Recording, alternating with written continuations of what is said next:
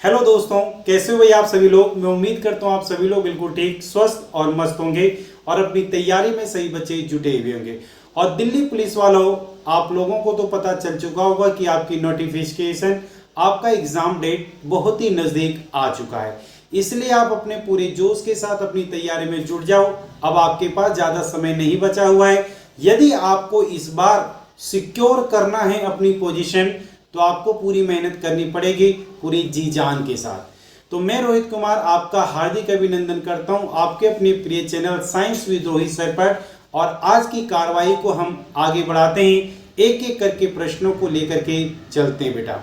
But एक छोटी सी motivational line हो जाए मेरे बच्चों। इस छोटी सी मोटिवेशनल लाइन में आप लोगों को कुछ मैं इस तरीके से कहना चाहता हूं कि बुलंद हो हौसला तो मुट्ठी में हर मुकाम है। बुलंद हो हौसला तो मुट्ठी में हर मुकाम है। मुश्किलें और मुसीबतें तो जिंदगी में आम है। जिंदा हो तो ताकत रखो बाजुओं में लहरों के खिलाफ तैरने की। जिंदा हो तो ताकत रखो बाजुओं में लहरों के खिलाफ तैरने की, क्योंकि लहरों के साथ बहना तो लाशों का काम है। तो आपको लाशों की तरह नहीं रहना है। आपको याद रखना, लहरों के खिलाफ, लहरों से लड़कर अपनी जंग जीतनी है, क्योंकि रास्ते में आने वाली रुकावट आपके मनोबल को कम करेगी और आपको अपना मनोबल कम नहीं होने देना है। तो चलिए इसी के साथ सबसे पहला क्वेश्चन आपके सामने ये स्क्रीन पर मौजूद है। देखता हूं कि कौन कौन बच्चा इसका जवाब देता है। सबसे पहले 5 सेकंड का समय आपके पास रहेगा मेरे प्यारे बच्चों, और इस 5 सेकंड के दौरान में आपको हर एक प्रश्न का जवाब देना पड़ेगा। पहला क्वेश्चन है, विश्व की सबसे गहरी झील कौन सी है? इसका सही जवाब बताइए। बैकाल झील, सुपीरियर झील, कैस्पियन झील या टैंगन्यिका झील? तो इसका राइट आंसर है दोस्तों ऑप्शन ए, बैकाल झील।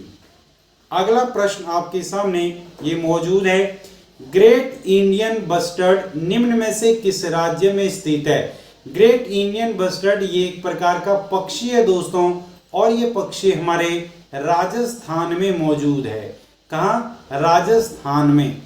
अगला प्रश्न है, बुद्ध ने ज्ञान की प्राप्ति कहाँ की थी? तो बुद्ध को संपूर्ण ज्ञान की प्राप्ति, याद रखना, गया में। कहाँ हुई थी? गया में हुआ था, पीपल के पेड़ के नीचे। पीपल के पेड़ के नीचे, ये पीपल का पेड़ आपको दिखाई दे रहा है, तो यहां पर हुआ था, जिसका नाम है गया। आगे बढ़ते हैं। गर्मी के दिनों में भरे हुए तूफान क्षेत्र के तापमान को किस तरह प्रभावित करते हैं? आपको बताना है, गर्मियों के दिनों में जब तूफान और आंधी आती है तो आपको पता है कि आपके वायुमंडल का तापमान कम हो जाता है। आपको बताना है कि क्या प्रभावित करता है। वे तापमान को बढ़ा देते हैं, ये तो बिल्कुल गलत है। वे तापमान को घटा देते हैं, बिल्कुल सही। आपने देखा होगा जैसे आंधी आती है वैसे ऑलमोस्ट हमारा टेम्परेचर वायुमंडल का कम हो जाता है। तो बी इसका सही जवाब है।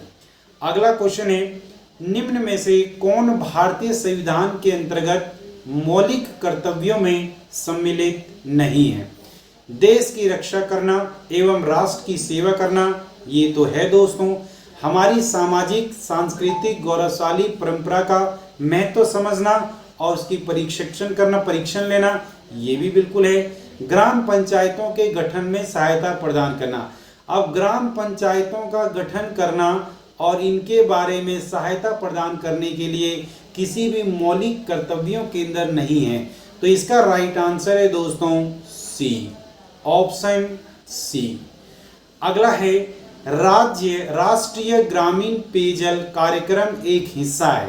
राष्ट्रीय ग्रामीण पेयजल कार्यक्रम एक कैसा हिस्सा है?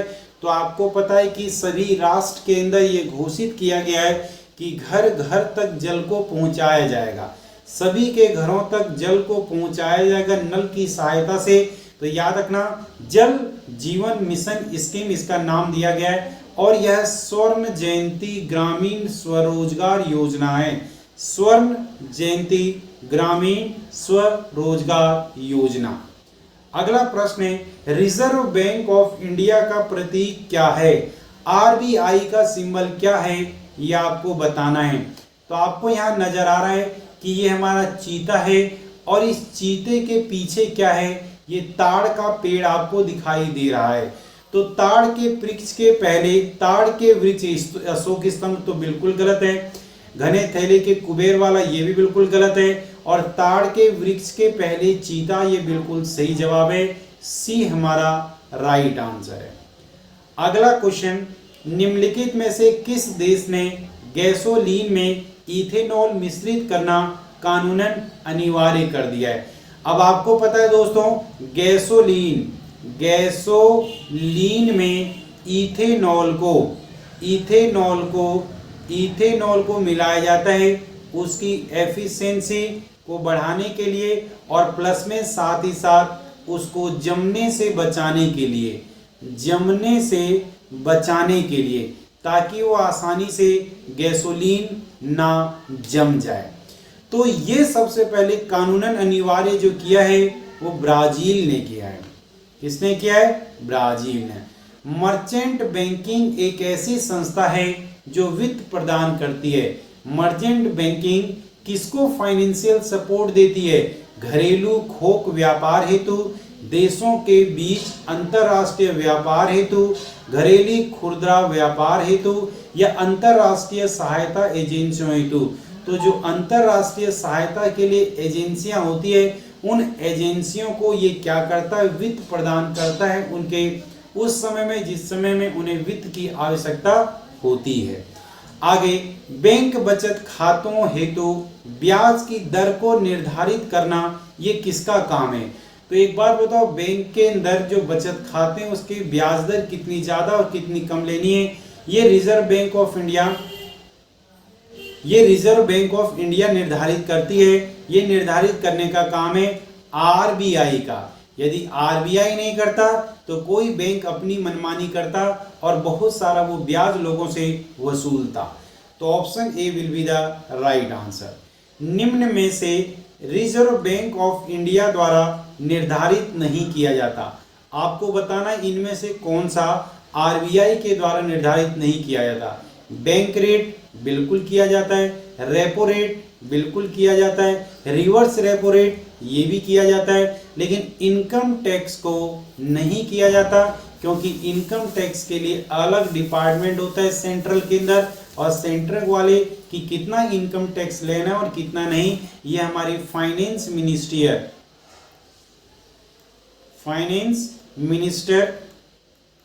मिनिस्टर के द्वारा तय किया जाता है कि कितना टैक्स रेट ज्यादा रखना है या कम रखना है। आगे बढ़ते हैं दोस्तों। निम्न में से रेल लाइन का कौन सा प्रकार हरियाणा में विद्यमान है? अब आपको बताने कि हरियाणा में छोटी लाइन, मीटर गेज, बड़ी लाइन या फिर उपरोक्त सभी। तो हमारा राइट आंसर होगा तीनों के तीनों।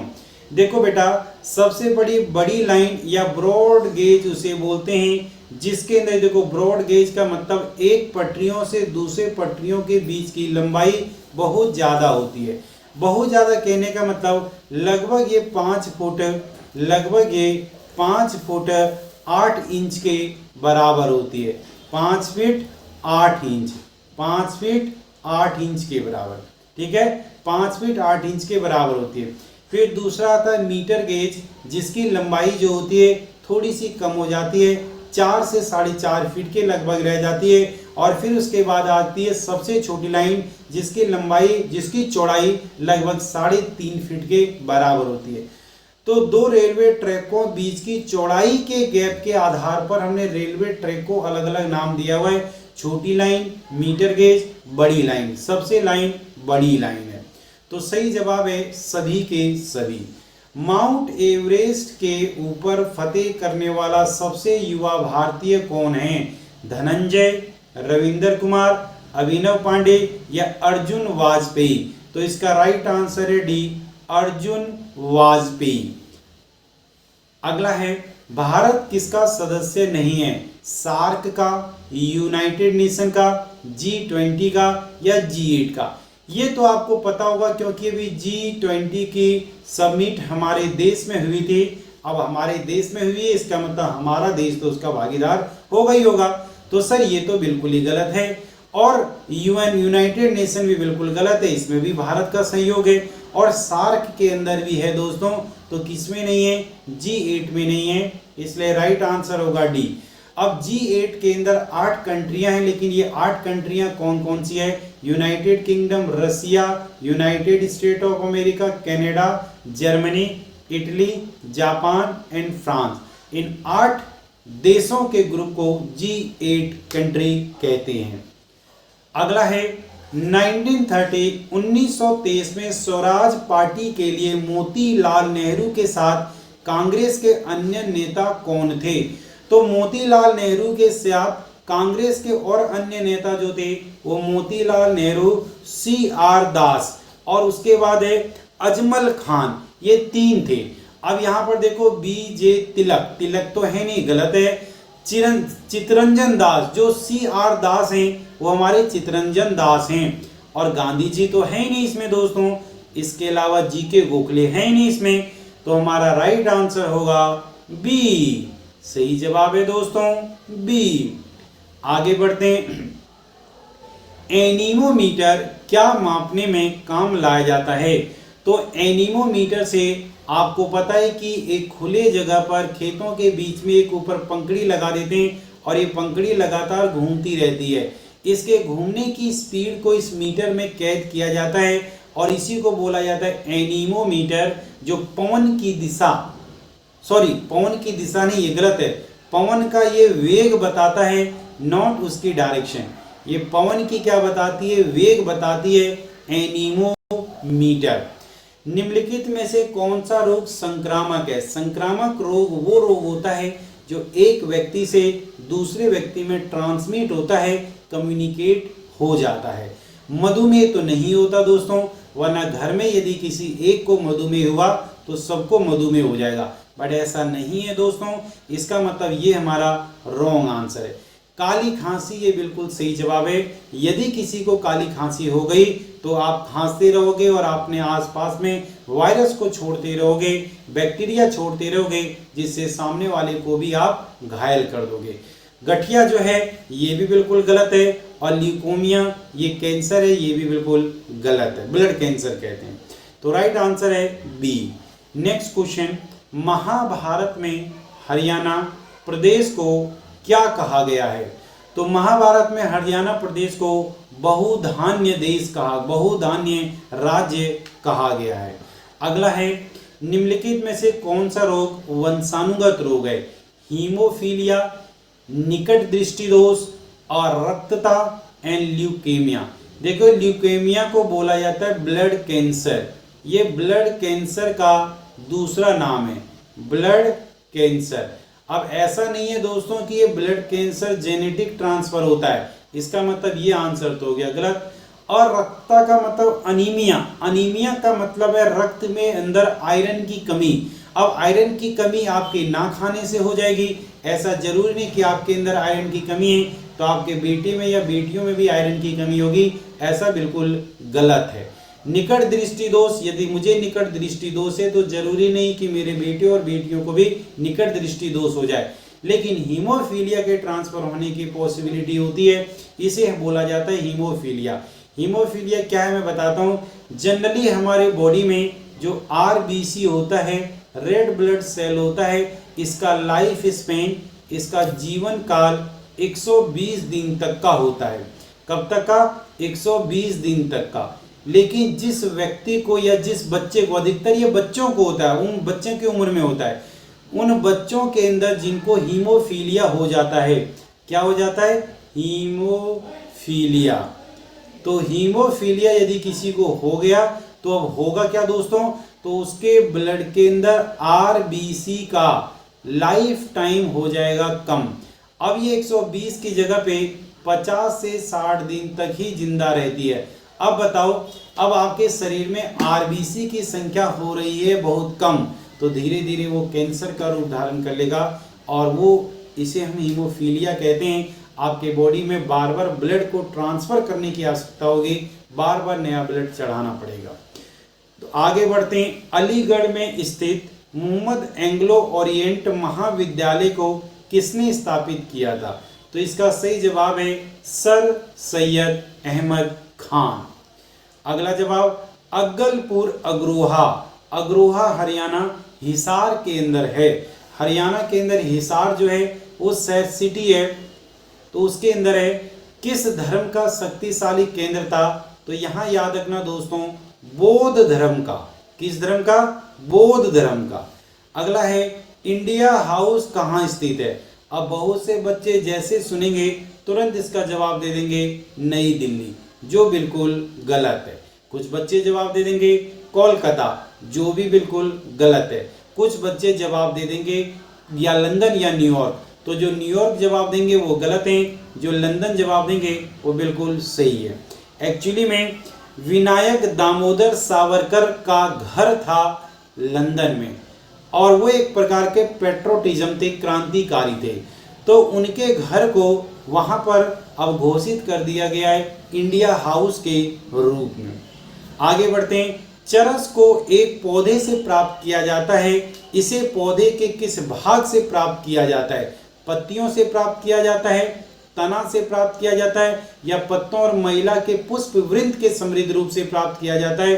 तो एक तो पत्तियों से प्राप्त किया जाता है। पत्तियों के बीच में ऐसे जो निकले होते हैं स्टेपल्स, जो महिला पुष्पवृंत होता है, उसको पीस करके उसे बनाया जाता है चरस, या जिसे हम गांजा भी कह देते हैं। चीनी यात्री हेनसांग किसके राज्यकाल में कुरुक्षेत्र आया था? तो चीन का जो यात्री हेनसांग है, ये किसके राज्य में आया था? ये हर्षवर्धन के राज्य में आया था। किसके राज्य में? हर्षवर्धन के। सर्दियों में कपड़े हमें गर्म क्यों रखते हैं? क्योंकि हमारे शरीर के अंदर से, ये देखो बच्चा, ये है हमारे चुन्नू, और ये चुन्नू साहब ने ये पहन रखा है कपड़ा, ये शर्ट का बटन लगा रखा है, ये वही कपड़ा पहन रखा है। अब एक बात बताओ, ये कपड़ा अंदर की गर्मी को बाहर आने नहीं देगी। अब यदि अंदर की गर्मी बाहर नहीं आ रही है तो आपको क्या लगेगा? गर्मी एहसास होगा। तो उष्मा प्रदान करते हैं गलत, उष्मा विकिरण करते हैं गलत, उष्मा यानी शरीर से हवा के संपर्क को रोकते हैं, ये भी गलत, या शरीर के उष्मा को बाहर आने से रोकता है, ये बिल्कुल सही जवाब है। अगला क्वेश्चन, निम्न में से कौन कार्बन का अपरूप है? अब कार्बन का हीरा, ये भी बिल्कुल सही है, ग्रेफाइट, ये भी बिल्कुल सही है, तो इसका राइट आंसर होगा सी। हालांकि मैं बता दूं कार्बन के कई अपरूप हैं। सबसे पहला तो आपने भी नाम सुना हीरा, दूसरा इसके बाद नाम सुना होगा ग्रेफाइट, जो पेंसिल में यूज किया जाता है या बैटरियों में इलेक्ट्रोड के रूप में यूज किया जाता है। नंबर 3 जो होगा दोस्तों, वहां पर है ग्रेफीन। क्या है? ग्रेफीन। उसके बाद है नंबर 4 में फुलरेंस, और उसके बाद है दोस्तों नंबर 5 में कार्बन नैनो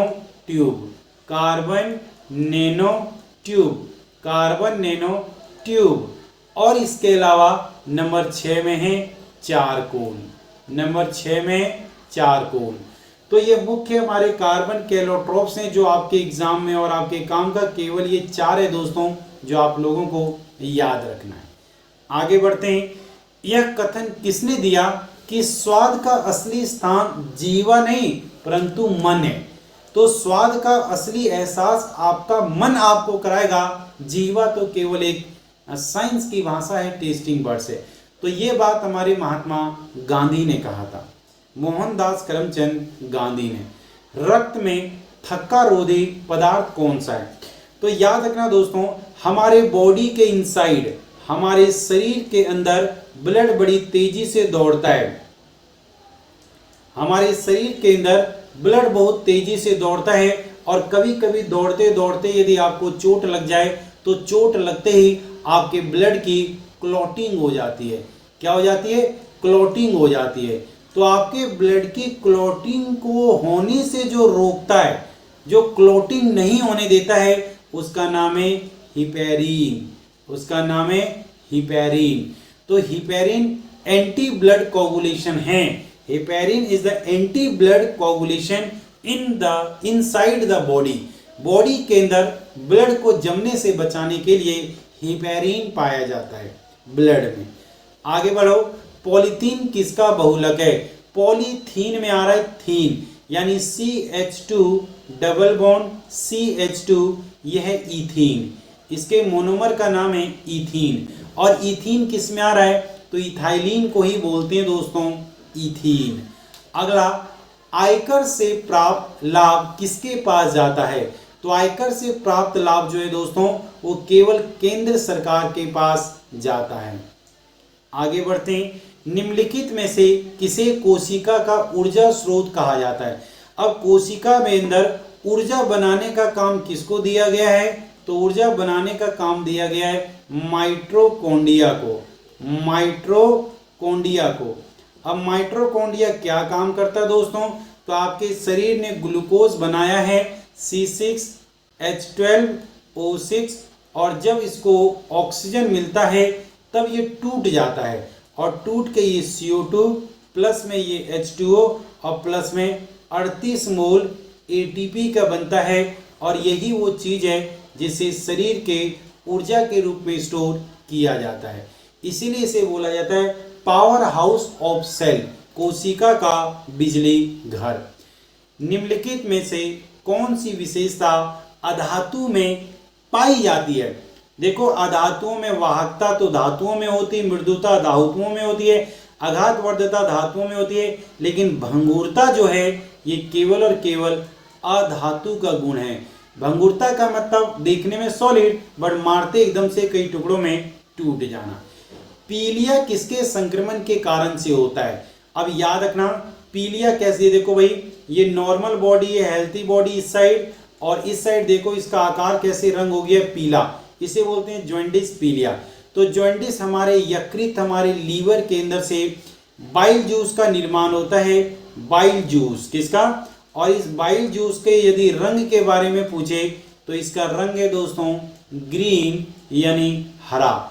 किस कारण से, तो उसका नाम है बिलीवर्डिन, बिलीवर्डिन। लेकिन जब हमारे लीवर में इन्फेक्शन होता है, लीवर में क्या होता है दोस्तों, इन्फेक्शन होता है, तब ये लीवर बिलीवर्डिन की जगह पे बिलीरुबिन, बिलीरुबिन नामक एक केमिकल का सिक्रेशन करता है, और ये बिलीरुबिन याद रखना ये कलर में पीला रंग का होता है। इसीलिए आपके शरीर के समस्त अंगों तक ये पीला रंग बहुत ज़्यादा मात्रा में पहुंच जाता है, और आपका शरीर की स्किन पर ये पीला रंग दिखने लगता है, जिसे कहते हैं जॉन्डिस, या इसे साधारण भाषा में पीलिया कह देते हैं।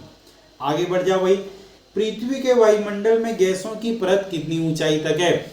वैसे पृथ्वी का वायुमंडल 10,000 किलोमीटर की ऊंचाई तक फैला हुआ है। कितना, 10,000, लेकिन ये कह रहा है कि कितनी ऊंचाई तक वायुमंडल में गैसों विस्तृत है, तो ये केवल 100 किलोमीटर तक ही है दोस्तों। पुष्प का वह भाग कौन सा है जिसमें प्रकाश संश्लेषण होता है। अब प्रकाश संश्लेषण तो उसी भाग में होगा जो भाग हरा है।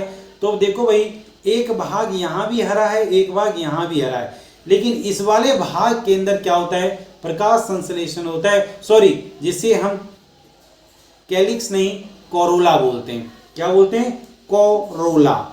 आगे बढ़े, वायु में ध्वनि का वेग किस पर निर्भर नहीं करता। तो वायु में ध्वनि की चाल घनत्व पर निर्भर करेगा, वायु के तापमान पर निर्भर करेगा, लेकिन दाब पर निर्भर नहीं करेगा दोस्तों। तो इसका राइट आंसर है सी।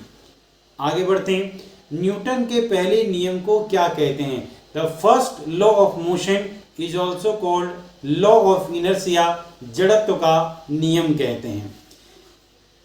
अगला क्वेश्चन, जब एक दौड़ती हुई कार अचानक रुक जाए तो यात्री किस कारण आगे की ओर झुक जाता है। अब आपने देखा होगा ये व्यक्ति और अचानक से इसने ब्रेक दबा दिया, तो इसने जो अपने हाथ के अंदर कॉफी पकड़ा हुआ है, तो अब आपको पता है कॉफी, देखो गिलास तो आगे जा रहा था, कॉफी भी आगे जा रहा था, लेकिन अचानक से गाड़ी रुक गई तो कॉफी का गिलास तो रुक गया लेकिन वो नहीं रुक पाए, जिसके कारण कॉफी उससे बाहर निकल आती है और व्यक्ति पीछे की ओर चले जाता है, जिसे स्थिरता का जड़त्व कहते हैं या गति का जड़त्व।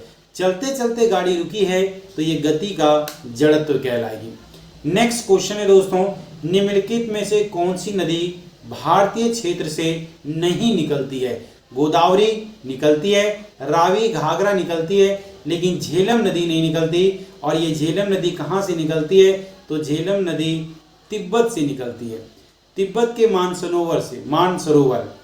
ये कहाँ से निकलेगी? तिब्बत के मानसरोवर से निकलती है। आगे बढ़ो, लोहे का शुद्धतम रूप क्या है? कास्ट आयरन, इस्पात, पिग आयरन या वॉर्स्ट आयरन, ये लोहे का शुद्धतम रूप है, ये बात याद रखना है। भारत में पुर्तगाली की सभ्यता के अवशेष कहाँ मिलते हैं? तो पुर्तगाली जो आए थे वो समुद्रों के रास्ते से आए थे और सबसे पहले वो गोवा के तट पर उतरे थे, इसलिए वहां पर उन्होंने काफी लंबा समय बिताया और वहां पर उनके अवशेष हमें मिलते हैं। भाखड़ा डैम प्रोजेक्ट के जन्मदाता कौन है? भाखड़ा नंगल डैम जो पंजाब के अंदर स्थित है, 5 नदियों को ये रोकता है, 5 नदियों के पानी को रोकता है। ये चौधरी छोटू राम के द्वारा निर्मित किया गया, इसीलिए इन्हें father of Bhakra Nangal dam का प्रोजेक्ट कहते हैं। तो ये था अगला क्वेश्चन, पेयजल में विरंजक चूर्ण का प्रयोग क्यों किया था? विरंजक चूर्ण आपको पता है एक प्रकार का बैक्टीरिया है, एंटीबैक्टीरियल के रूप में, यानी रोगाणुओं को मारने के लिए इसका प्रयोग किया जाता है। तो ये था दोस्तों आज का सेशन जीके जीएस का। कैसा लगा आप लोगों को कमेंट करके जरूर बताएंगे सही बच्चे, और आपकी उम्मीद रखना अपने दोस्तों के पास इसे ज़्यादा से ज़्यादा शेयर करना यदि आपको अच्छा लगे तो। It is all right. Okay, मिलते हैं फिर अगली क्लास में। जय हिंद, बाय बाय, टेक केयर।